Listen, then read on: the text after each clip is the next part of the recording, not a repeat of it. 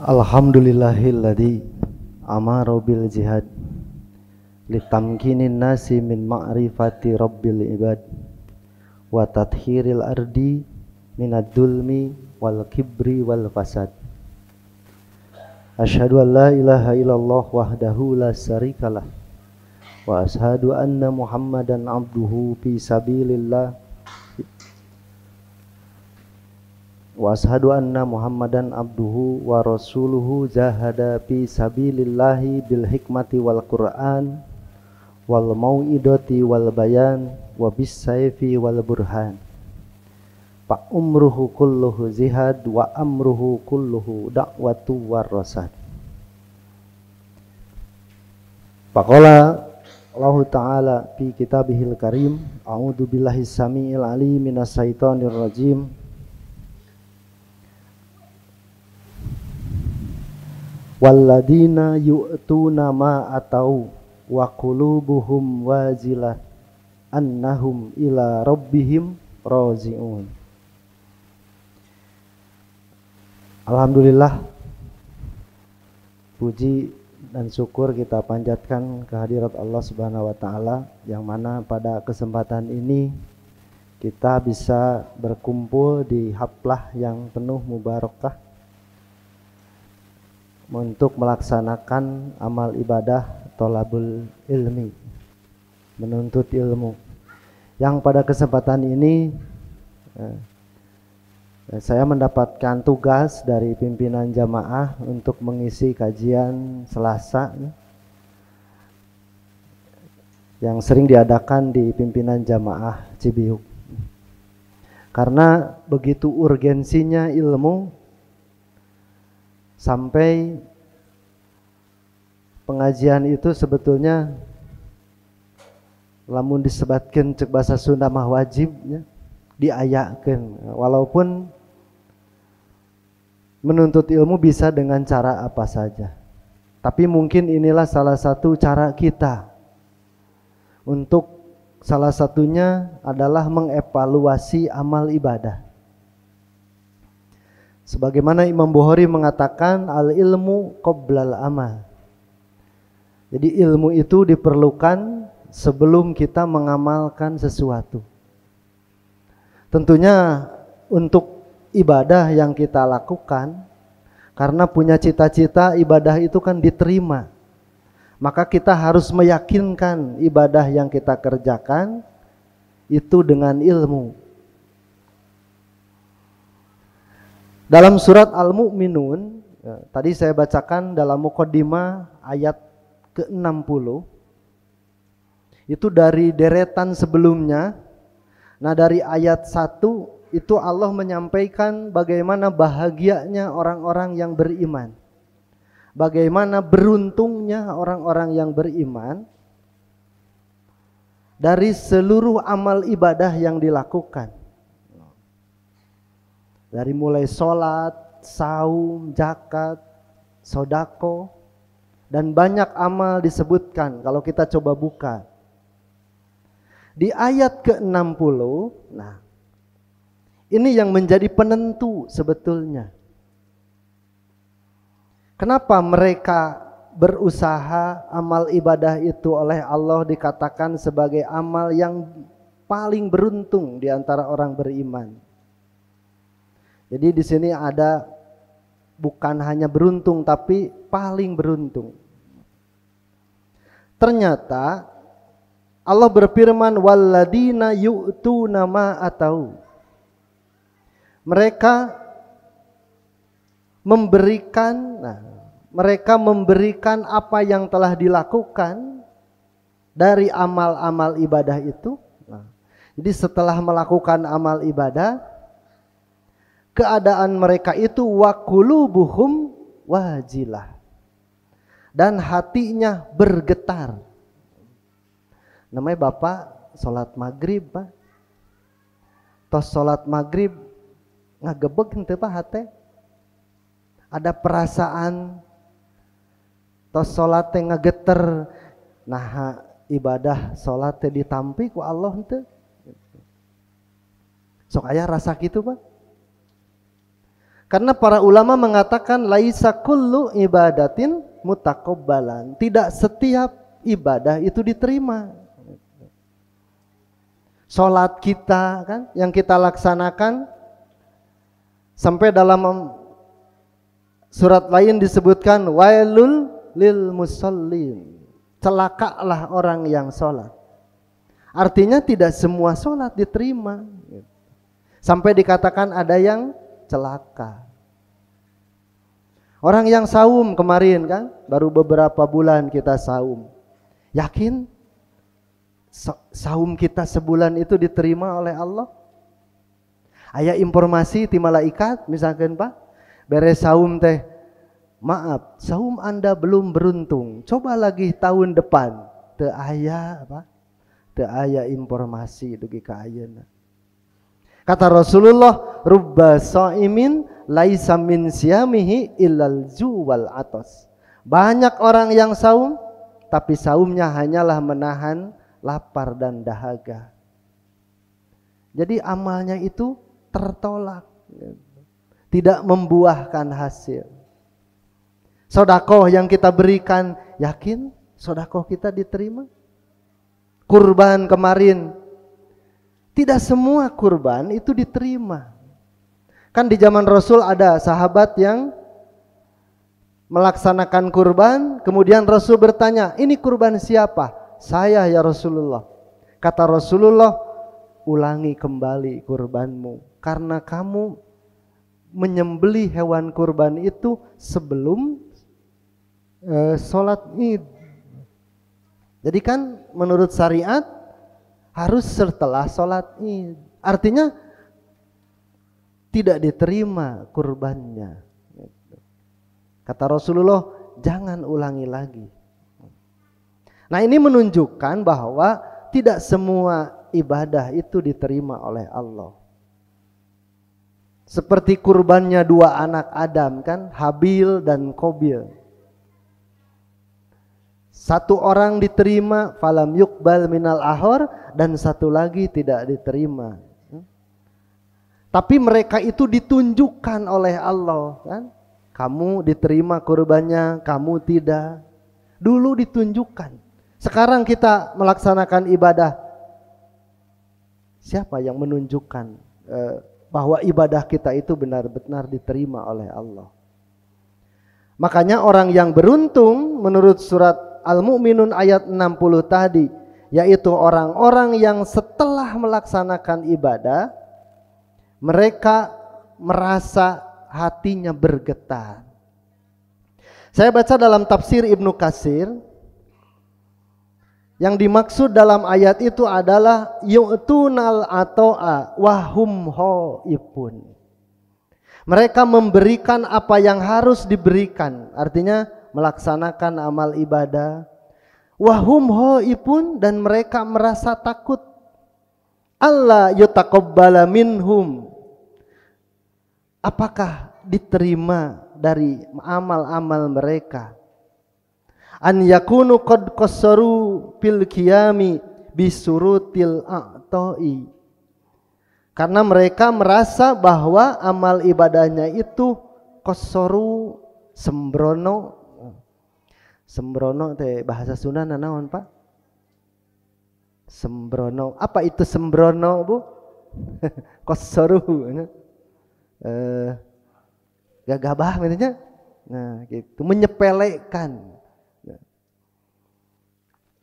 Wahada min babil isfaq wal ikhtiyar. Nah, ini termasuk ke dalam bab kehati-hatian. Sebagaimana apa yang dikatakan oleh Imam Ahmad. Nah, Imam Ahmad itu mengutip salah satu hadis dari Siti Aisyah. Siti Aisyah itu bertanya kepada Rasul.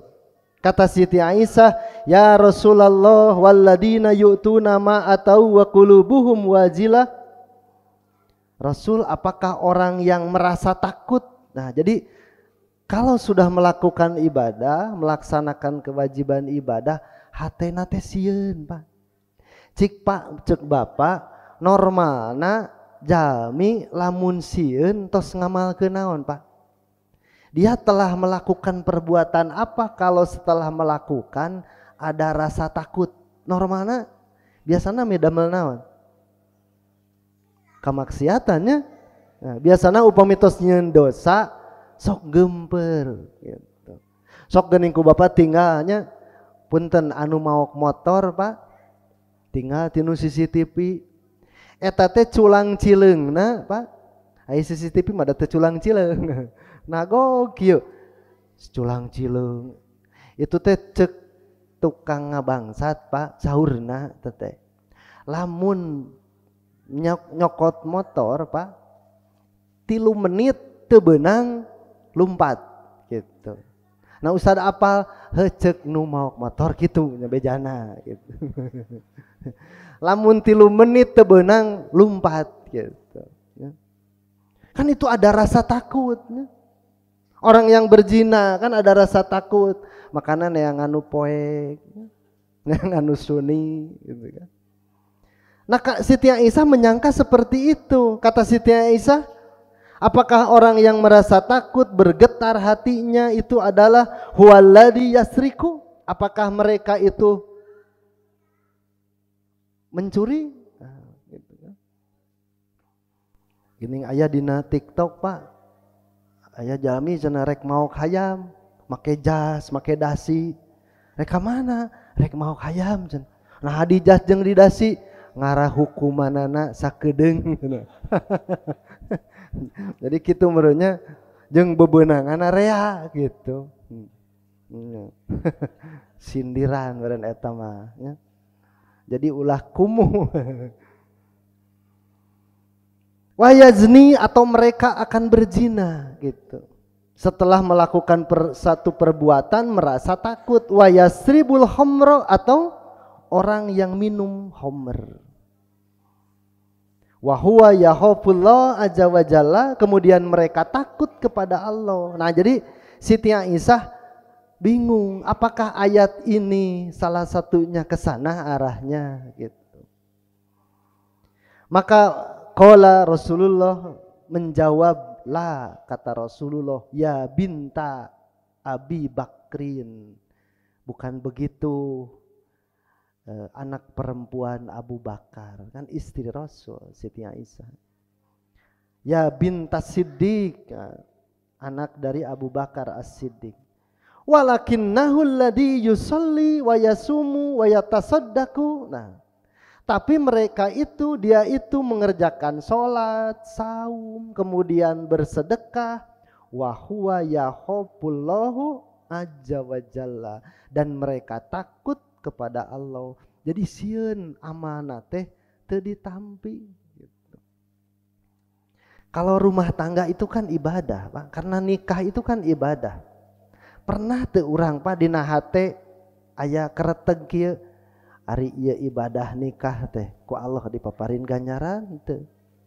Rumah tangga teh tos sabaraha puluh tahun kenging ganjaran teh ti Allah. Asana mah kakara kapikiran. Padahal kan nikah itu ibadah. Kalau layaknya seperti saum, seperti sodako, arahnya berarti ibadah kita ini apa di hadapan Allah? Bagaimana nilainya di hadapan Allah? Sampai Rasulullah berani mengatakan khairukum li ahlihi. Kata Rasulullah, yang paling baik di antara kalian adalah yang paling baik terhadap istrinya. Rasul itu pede Pak. Wa ana khairukum li ahli, dan aku adalah yang terbaik kepada istriku.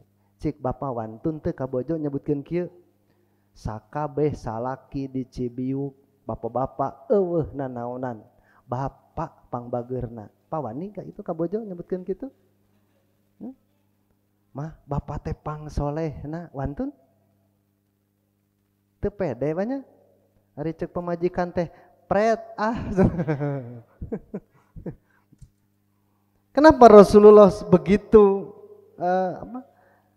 begitu lugasnya mengatakan ana khairukum li ahli? Karena memang realita seperti itu. Sampai Siti Aisyah itu mengatakan kullu amrihi ajabun. selama rumah tangga dengan Nabi itu seluruhnya baik, Pak. Kan Siti Aisyah dalam riwayat ditanya oleh Ibnu Umar, "Ahbirni bi'ajabin min Rasulillah." Aisyah, kata Ibnu Umar, apa hal yang paling baik selama rumah tangga dengan Nabi? Kata Siti Aisyah sambil menangis, Pak, dia mengatakan, seluruh kehidupanku beserta Rasul itu baik. Inilah yang membuat Siti Aisyah menangis, Pak. Cik lamun bojo urang ditanya, "Bapak tos ngantunkeun?" Pan ieu teh Rasul teh tos ngantunkeun ditaros teh. Bapak tos ngantunkeun, bojo ditaros. Ma, kumaha salila rumah tangga jeung siapa? Ibu bakal nangis moal. Nangis pasti, Pak. Ngan kemungkinanna dua. Mun anu kahiji meureun, wah salami rumah tangga jeung si bapa mah alus, Pak. Hiji deui ceurigna asa eueuh nu alus gitu mah. Duh rumah tangga teh asa eueuh nu alus. Naudzubillah nya, mudah-mudahan etong kitu. Sampai Asma binti Yazid pernah mengatakan, Rasulullah itu pernah mengatakan begini, Pak. Kata Rasulullah, "Ala uhbirukum bihyarikum." Inginkah aku kabarkan kepada kalian orang yang paling baik? Kata para sahabat, "Bala, tentu saja Rasul." Kata Rasulullah, "Alladina idaru'u dzukirallahu ta'ala." Yaitu orang yang apabila dipandang, Pak, neme ditetep weh ku urang teh kareret mengingatkan kita kepada Allah. Berarti orang yang dilihat itu hiyarukum, dia termasuk orang yang paling baik. Karena dalam ayat 61-nya dikatakan yusariuna, kan? Ketika mereka bergetar, merasa takut, kan, amalnya tidak diterima, ulaika yusariuna fil khairat. Mereka langsung bersegera melakukan kebaikan-kebaikan. Matakna upami tos salat wajib, salat maghrib, orang teh ngageter, Pak. Ya Allah, ditampi henteu salat teh susul dengan salat sunat. Gitu. Kan fungsi sholat sunat itu untuk menutup bolong-bolong dari pahala wajib kita, ya. Makanya ikuti dengan sholat sunat tarawati. Tapi yang paling baik sholat sunat itu kata Rasulullah untuk laki-laki itu di rumahnya. Kalau ibu-ibu wajib dan sunat lebih baik di rumah. Kalau bapak-bapak itu yang paling baik di rumah. Jadi Pak, lamun bapak-bapak geus salat wajib, guragiru balik tak eta teh rek salat sunat. Meureun kitu nya meureun. Kan paling baik, ingin afdoliyah kan. Nah, tadi dikatakan Rasul mengatakan ketika dilihat orang baik itu mengingatkan kita kepada Allah. Bapak ningal bojo teh solihah, Pak. Wih damel kareret, subhanallah. Bojo bapak, Pak, karena mengingatkan kita kepada Allah. Ibu ningal caroge direret, inget ke Allah. Direret, nauzubillah. Ulah dugi kaki itunya, subhanallah Bapak gitu kan. Berarti yang dimiliki oleh orang tersebut merek kannya. Jadi branding, Pak. Karena Rasulullah itu ahli ibadah, makanya ketika orang melihat pasti yang teringat ibadah, Pak. Jadi buatlah diri kita itu merek di orang lain kebaikan gitu. Ya begitu direret mun panggih cenah jeung akang naon gitu sok hayang nguseup weh tah berarti brandingna mancing gitu. Aduh alhamdulillah sim kuring penak sareng Ustad Amin, aduh para paket tua juga hoyong salat sunat teh teras, Pak. Brandingna gitu atanapi hoyong rapat musyawarah kan ketua PC. Jadi bapak itu harus punya merek di mata istri. Begitupun ibu harus punya merek di mata suami gitu. Ya masih ibu dibonceng. Nah pak cenah meni tarik-tarik teuing. Da bapak mah ningali mama nu kabayang teh balanya weh gitu. Matak mau motor teh ngebut weh. Komo hareupeun borma majigana teh teu make rem dah. Jadi mereknya seperti itu gitu ya. Nah itu mah mungkin insya Allah lah di dia mah gitunya moal seperti itu. Itu disimkuring. Ngan jarang di dia mah moal beda. Nah saya Pak, jadi dari surat Al-Mu'minun ayat 60 tadi, kita awal ke atas, tarik ke ayat ke-1. Ini ada salah satu contoh dari orang yang amal ibadahnya itu diterima oleh Allah. Qad aflahal mu'minun alladzina hum fi sholatihim khashi'un. Ketika mereka sholat khashi'un, mereka khusyuk dalam sholatnya. Nah saya telah merangkum Pak, bagaimana cara menghadirkan khusyuk dalam sholat. Ini ada sekitar 9 lembar Pak. Dicari dari seluruh dalil Quran dan Sunnah, sekitar ada 23 tip bagaimana kalau sholat kita ingin khusyuk. Saya sampaikan saja. Nah, sakabujengna we banyak dugi ka Isa atau sabaraha poin nuka dugikeun. Berangkat dari hadis yang diterima oleh Ammar bin Yasir. Rasulullah SAW bersabda, innar rajula layan soripu. Sesungguhnya ada seorang yang selesai mengerjakan sholat. Wa ma kutibalahu illa usru sholatihi. Namun pahala sholat yang tercatat hanyalah 1/10. Nah, jadi henteu punten 10, ngan 1/10. Jadi beres sholat teh nilaina 1. Hari di nu rapot 1 beureum hideung. Terus kemudian ada yang tus'uha, yang 1/9, sumnuha 1/8, sub'uha 1/7, sudsuha ada yang 1/6, khumsuha 1/5, rubu'uha 1/4, rub'uha kan. Kemudian sulusuha ada yang 1/3, nisfuha atau setengah. Jadi tiap orang yang sholat itu pahalanya beda. Kalau dikatakan Allah itu akan menilai itu berdasarkan usahanya. Jadi upami sholat katulungan Pak, siapa orang yang terjauh dari masjid? Kan setiap langkah oleh Allah dihitung. Jadi Bapak lamun ke masjid jauh, cenah hoyong sholat babari ngadeketan masjid, entong Pak, mending kene jauh. Pahala lebih besar dari yang dekat. Ya. Tapi ulah nguriling heula karena conong ulah. Ya. Nu paling jauh, terbantu dengan langkahnya yang banyak. Nah berangkat dari sana berarti sholat kita itu harus dievaluasi. Ada beberapa cara agar khusyuk dalam sholat. Yang pertama adalah menyempurnakan wudhu dan berniat membersihkan hati dan dirinya dari dosa. Nah kalau wudhunya benar, sempurna, yakin sholatna oge pasti bakal diusahakan sempurna. Lamun wudhu nawai geus kecepat-kecepek asa beres Pak, kan wudhu itu syarat sah sholat. Sholat kita ingin diterima berarti wudhunya harus benar.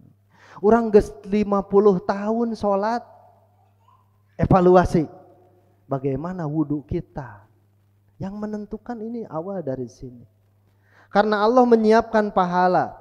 Hadisnya agak panjang, kata Rasulullah, ma minkum rajulun yuqarribu wudu'ahu fayatammadmadu.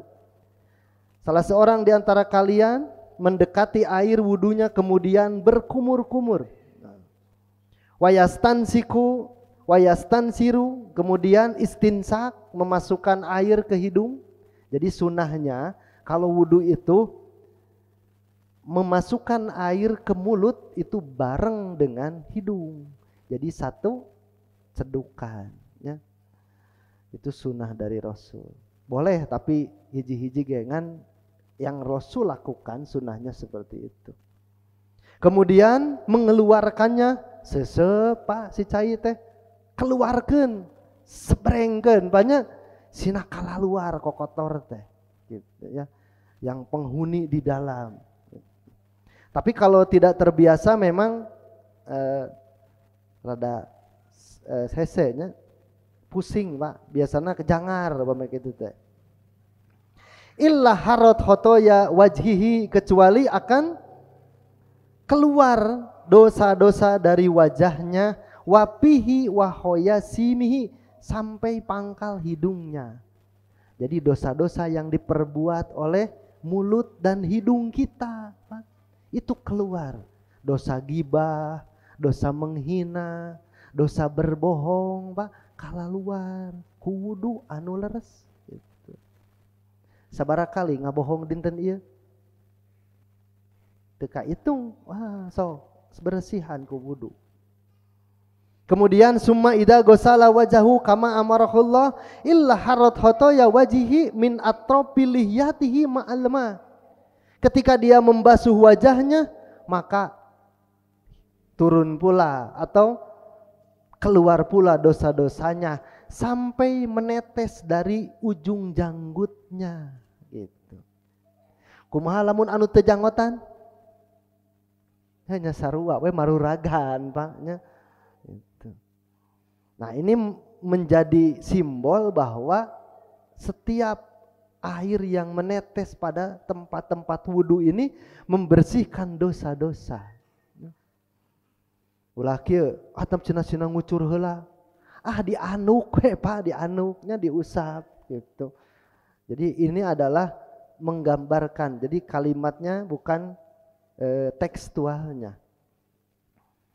Nah, kemudian dalam akhir hadis disebutkan fa in huwa qauma fasalla, barang siap dan jika dia berdiri untuk sholat, fahamidallah, kemudian memuji Allah, wa asna alaihi, kemudian memujinya, bertahmid dan memujinya, wa majjadahu billadhi huwa lahu ahlun, dan dia mengagungkan dengan apa yang berhak untuknya, wa parrogo qalbahu, dan mengosongkan hatinya, mengosongkan pikirannya, lillahi, berniat karena Allah, illan soropa min hoti atihi kahai atihi yauma waladathu ummuhu, maka seluruh dosanya itu akan bersih seperti bayi yang baru lahir. Maksudnya wudu sholat berarti ada kehusuan.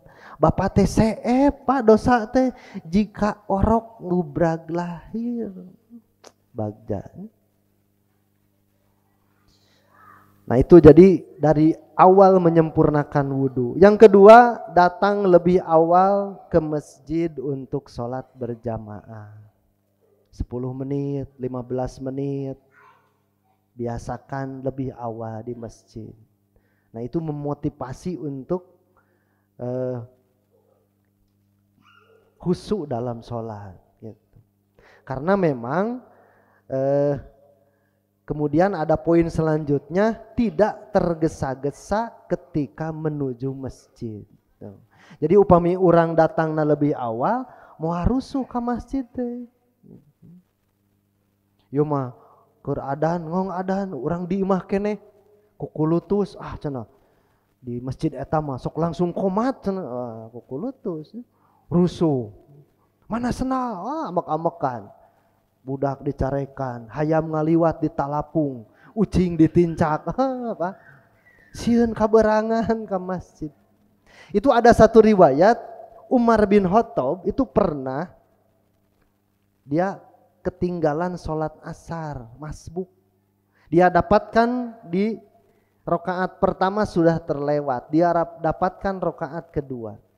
Akhirnya Umar bin Khattab itu tidak tidur semalaman, Pak.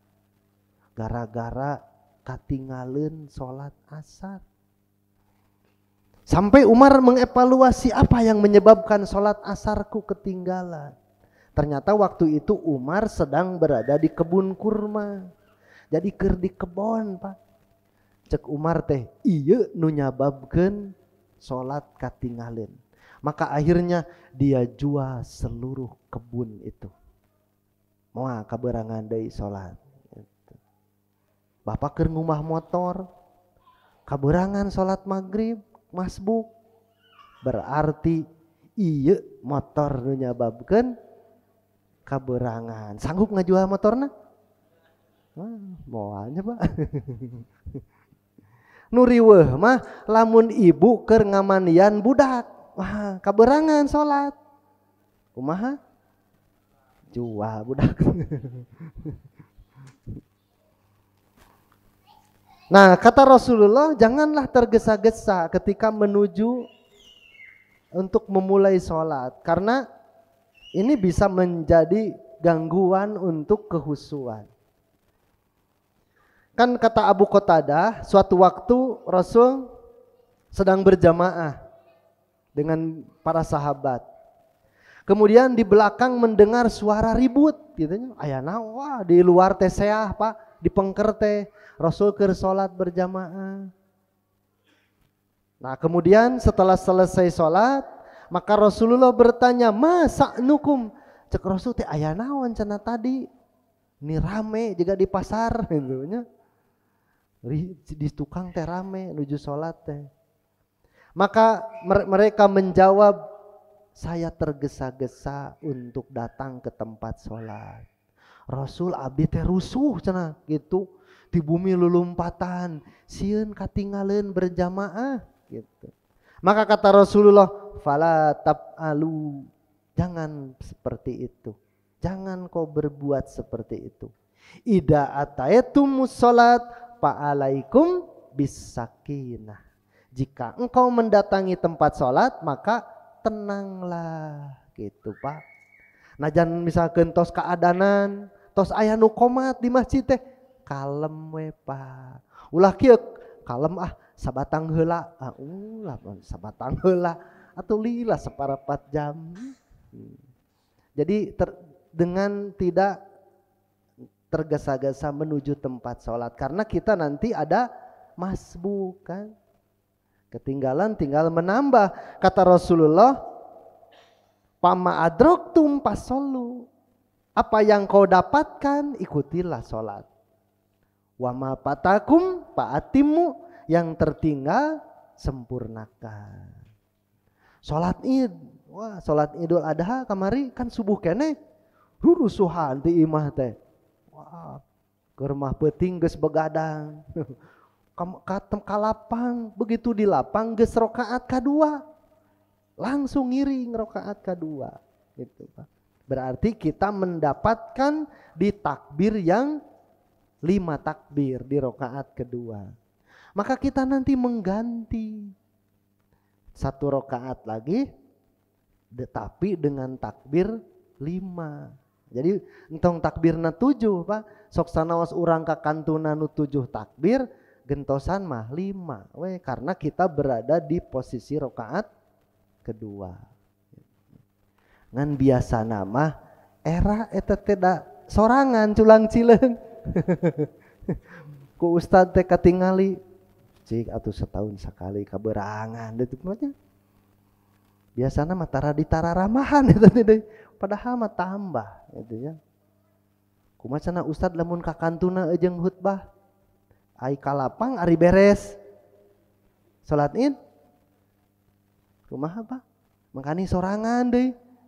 Tidak dikenal atau tidak ada dalam riwayat pernah ada contoh, tidak pernah ada contoh salat id munfarid, tidak ada.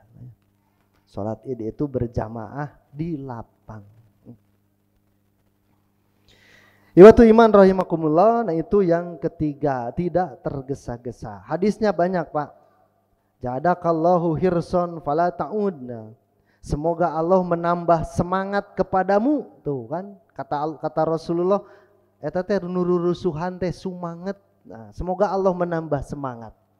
Dan jangan diulangi lagi. Jadi sok sumanget nama pertahankan, tapi tong sakali-kali deh nya. Ieu mah tilawang kene imam geus Allahu Akbar. Ruku imam teh urang tilawang kene nyurungku ruku paulah. Mah nyurungku ruku ulah. Tos we apa yang didapatkan ikuti gitu ya. Nanti diganti.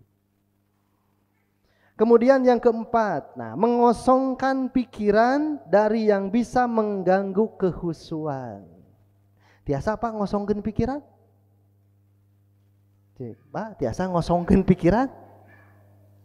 Nah berarti bukan artinya mengosongkan pikiran dari sholat, tapi dari hal yang lain selain sholat. Contohnya naon Pak?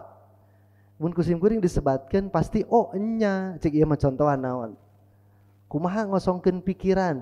Biasana anu sok ngaganggu pikiran ketika sholat bab naon Pak? Bu sok sering kaganggu pikiran ketika sholat?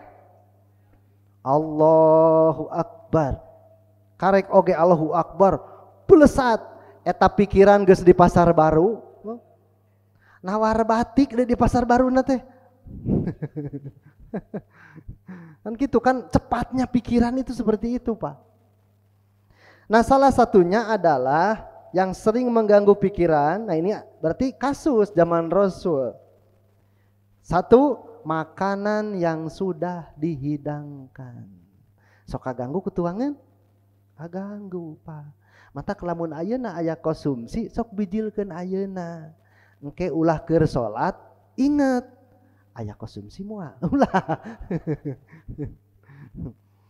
Nah, biasanya makanan yang sudah dihidangkan, kata dari Ibnu Umar Rasulullah bersabda, "Idza wudi'a asa'u ahadikum wa uqimatis salat."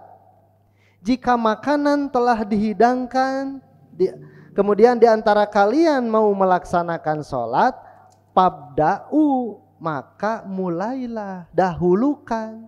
Naon heula Pak? Lamun urang rek tuang geus ngajagrag ngong adan, mana heula Pak? Tuang heula, salat heula. Heula? Tuang heula. Pabda'u bil asa, cek Rasul Pak, tuang heula.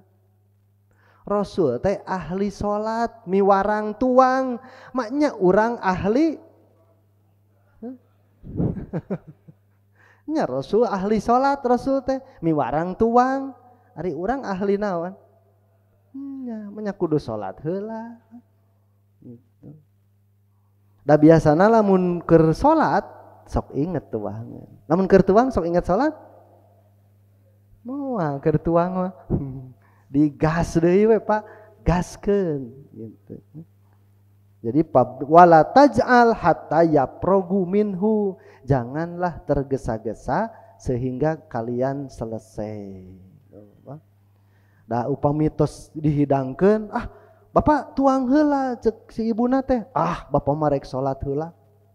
Kan pangsolehna teh apa? Allahu Akbar.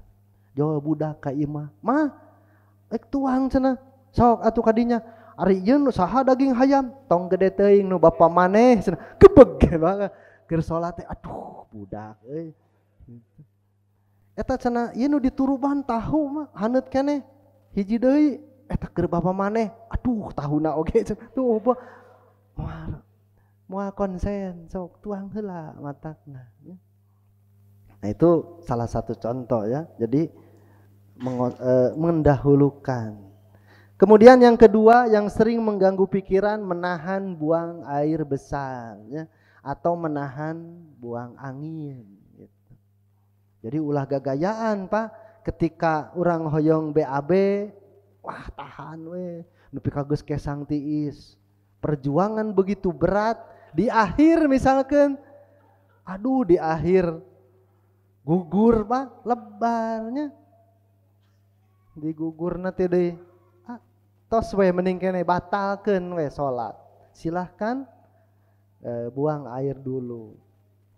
Kata Rasulullah, la sholata bihadratit ta'am, tidaklah sempurna salat ketika hadir makanan, wala huwa yudafi'uhul ahbatsan, dan tidak pula ketika menahan buang hajat, buang air kecil, buang air besar, atau keluar angin, mus ditahan.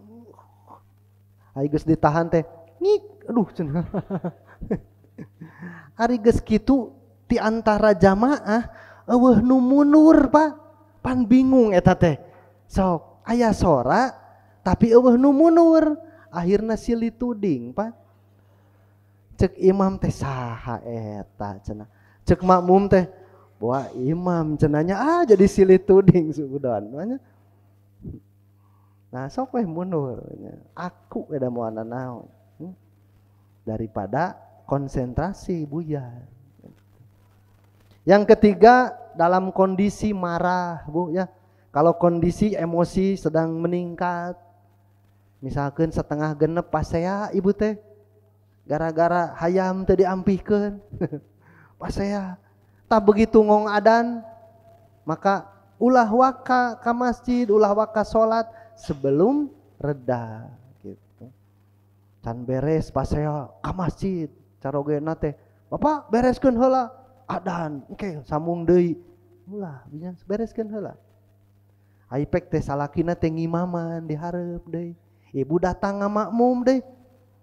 Pan di makmum kudu keur pasea sok kumaha. Cek salakina teh waladhdallin. Cek pamajikanna teh amin kurang ajar. Moal bener ya salatna oge. Bereskeun heula. Jangan kondisi sedang marah. Shalla bina Rasulullah sallallahu alaihi wasallam ihdas salatail asyi. Kata Abu Hurairah, Rasul pernah mengimami kami salat pada salah satu dua salat petang. Salat duhur atau salat asar. Pasallama fi rakaataini, baru 2 rakaat Rasul itu langsung salam, Pak. Kan harusnya salat lohor asar itu 4 rakaat. Ieu mah karek 2 tos beres. Summa atazid'an fi qiblatil masjid.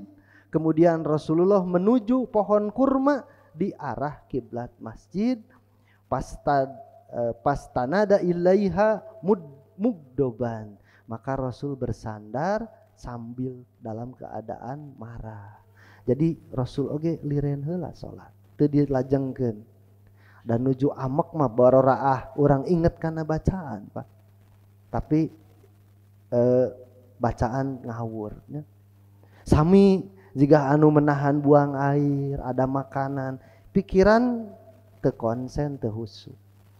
Dina atahiyat wae asyhadu alla ilaha illallah wa asyhadu anna muhammadar rasulullah, hayalah shalah hayalah falah, qad qomati shalah aja di qomat Pak atahiyat. Qomat atuh da teu husu. Bapak-bapak tak pernah ngalalaman sok. Yakin sim kuring mah. Sim kuring oke pernah gitu Pak. Nah itu jadi karena komat Pak. Nah gitu Bu. Ibu-ibu mah moalnya udah jarang karena. Tapi sholat itu kan yang membedakan adalah komat dan adan. Jadi untuk membedakan sholat itu boleh adan. Walau Rasulullah kan pernah kesiangan sholat subuh Pak. Kata Rasulullah dengan para sahabat, pindah dari sini kata Rasul. Kita menuju ke tempat yang lain. Karena waktu itu matahari telah keluar. Rasulullah pindah dengan para sahabat. Kemudian Bilal mengumandangkan adzan subuh Pak. Inilah yang membedakan sholat wajib itu memakai adzan. Jadi boleh. Misalkan Bapak peuting geus ngaronda Pak. Hudang, kaberangan, sholat subuh jam 7. Teu kudu ditutupkeun reregan Pak. Pareuman lampu teu kudu. Salatlah ketika ia bangun. Fal yusolli idza dzakaroha, kan gitu kata Rasul. Salat jam 7. Boleh pakai adzan? Boleh, silahkan. Adzan qomat gitu. Ya mah berjamaah misalkan di masjid, begadang. Hudang beurang Pak. Alah jam genep. Salat subuh. Kengeng adzan, kengeng. Ngantong karena speaker makanya jam genep ada naon itu. Silahkan adzan dulu boleh. Kemudian yang kelima, nah tadi kan sudah 4 poin Pak. Yang kelima, membersihkan mulut dari sisa makanan dengan berkumur atau menyikat gigi. Nah ini biasanya mengganggu Pak, kehusuan dalam sholat. Karena kita sedang sholat itu kan, di dalam sholat itu harus saum Kak. Tidak boleh makan, tidak boleh minum. Makanya ketika ada sisa makanan yang tertinggal, kemudian kita sholat, sholat teh nyapek, batal.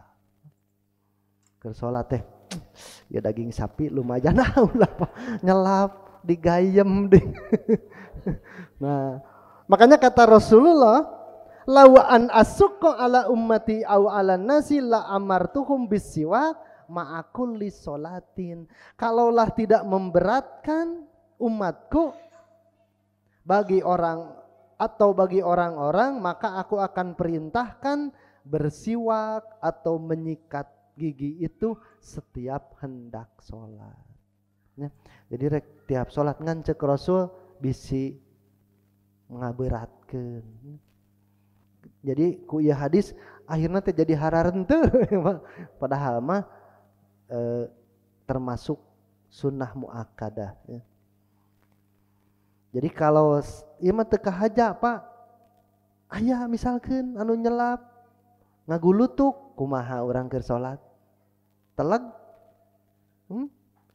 Kamanakeun? Pak, mun keur salat, mun pemi diteureui pan batal. Kamanakeun atuh? Halo? Kamanakeun Pak?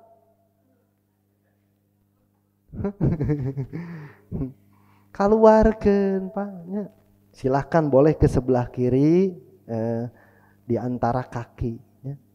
Ngan ulah kana sampean batur naon cenah eta. Pami tiasa mah nyanak tisu Pak dinu kayaknya nyanak tisu simpen. Sama ketika para sahabat yang ingin membuang ludah kan di zaman Rasul, karena masjidnya zaman Rasul itu masih di atas tanah. Jadi tiasa dikubur ku sampean. Meludah itu boleh ketika sholat, tapi ke sebelah kiri. Ya. Tutup, udah masih kene tanah. Tapi pami masjid kieu tos karpet kumaha? Ya, ayeuna urang da ceuk Rasul ge ka sebelah kenca cenah. Ke sebelah kenca hayang di seuselan ku ketua jamaah nya ku koyem tong. Mun tiasa mah ku tisu we nya. Kan ingus kadang-kadang ya. Mulai mah teu nyanak tisu, teu nyanak nanaon. Aduh, ribu Pak. Nah, kemudian yang lainnya adalah berdoa ketika keluar rumah. Nah, dari berangkat ke masjid berdoa bismillahi tawakkaltu 'alallah la haula wala quwata illa billah. Urang mah ngawas eta teh lamun rek sapar nya, padahal berangkat dari rumah berdoa. Salah satu cara kita mendapat pertolongan Allah. Kemudian berdoa ketika berjalan Pak menuju masjid. Ada doanya berjalan menuju masjid.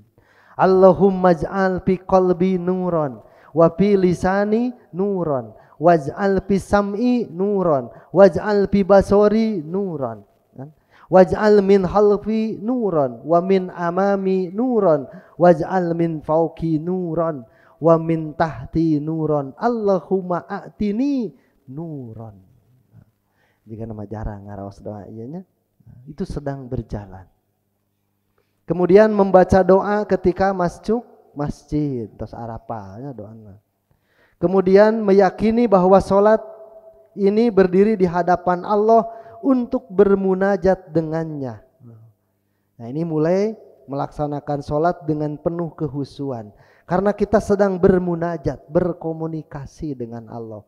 Makanya kalau sedang bermunajat, dalam Al-Quran disebutkan jangan dicampuri dengan kalamun nas, kan? Obrolan manusia. Jadi kalamun nas itu komunikasi sesama manusia, tidak boleh.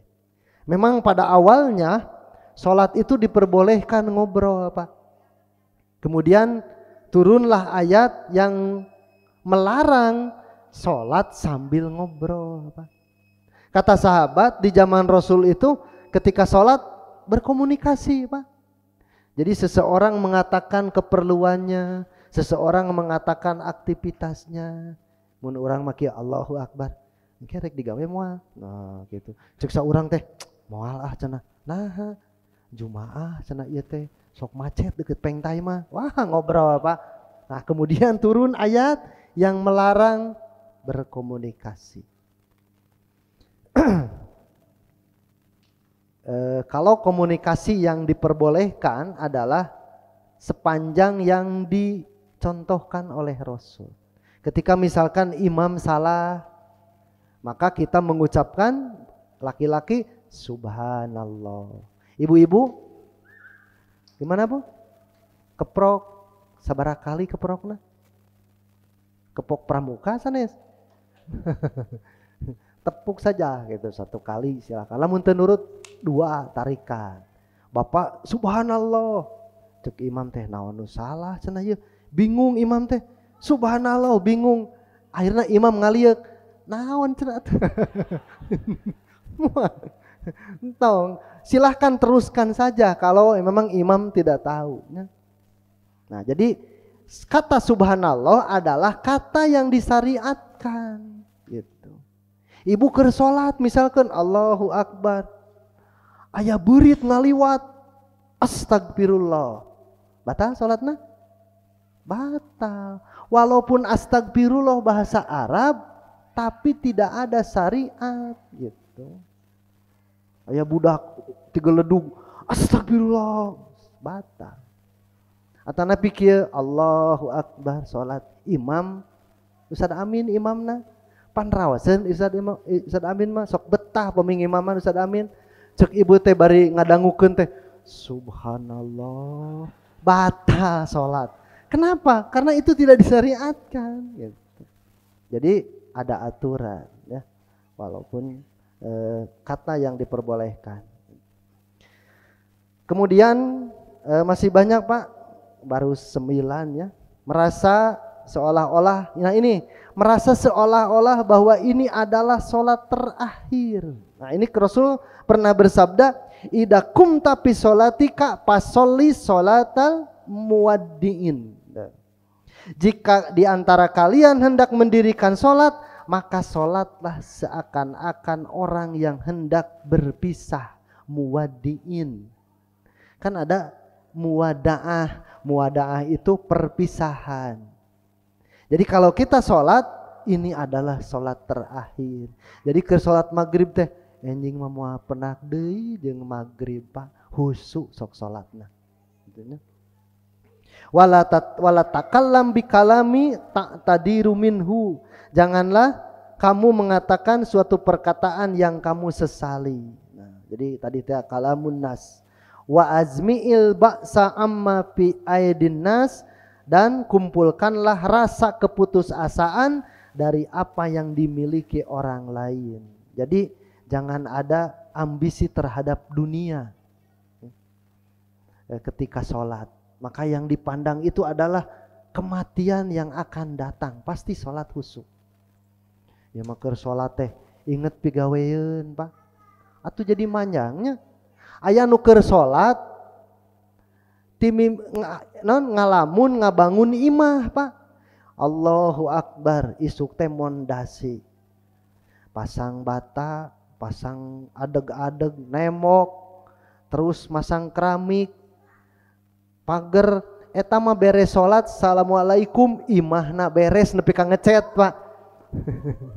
Karena memang pikiran gitu. Lebih ka kituna. Nah kemudian menjauhkan dari tempat sholat dari segala yang mengganggu kehusuan, gambar-gambar yang bercoraknya. Makanya Rasulullah sempat memerintahkan ada kain di depan tempat sholat itu bergambar, pindahkeun cek Rasul teh. Urang nuju sholat berjamaah, anu kaosna bahasa Inggris katarukang, nu tulisanna bahasa Inggris, keur mah teu kaharti hese macana teh Pak, jadi lila macana teh. Kat papengker yang bercorak. Simkuring kantos Pak, sholat di kota Bandung, nuju Sapar, lebet ka masjid teh, aya ini sholat Jumat di kaosna teh tulisanna kieu Pak. punten kapayunan. Jadi nate teu konsen Pak, punten kapayunan. Dinu jero hate teh mangga. Nah itu ya. Jadi silakan kita buat sholat kita ini khusyuk. Mudah-mudahan dari contoh-contoh tadi kita evaluasi amal ibadah. Salah satunya adalah hal yang dapat membuat orang beriman itu sangat beruntung di hadapan Allah. Iwatu iman, mungkin itu yang bisa saya sampaikan. Walaupun masih banyak ya, insya Allah nanti bisa dicari, silakan ibu bapak dalam Quran dan hadis hal-hal yang bisa membuat kita khusyuk dalam sholat ya. Anu kahiji naon tadi teh Pak? Halo? Anu kahiji naon tadi teh? Halo? Bu, anu kahiji naon? Kade can bubar ya teh. Pan lamun barho mah bubar, poho sok bae geus bubar mah poho, can bubar ya teh, can bubar. Naon anu kahiji? Hah? Alah poho deui. Aya anu masih hilap? Yang pertama menyempurnakan wudu. No, ya. Sakitu nu tiasa kapihatur, hapunten anu kasuhun wabilih aya nu lepatna atau dipikirang dina penyampaian bahasa sareng nu sanesna. Aqulu qouli hada wa astagfirullah li wa lakum. Wassalamualaikum warahmatullahi wabarakatuh.